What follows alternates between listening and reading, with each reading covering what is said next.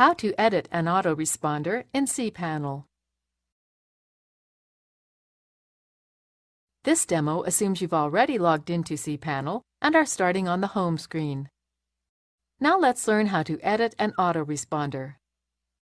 Click the autoresponders icon. Locate the autoresponder you want to edit, then click the Edit link next to it. From here you can make all the edits you want.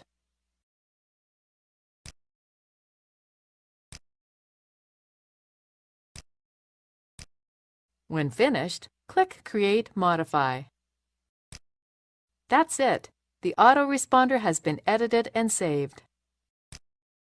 This is the end of the tutorial.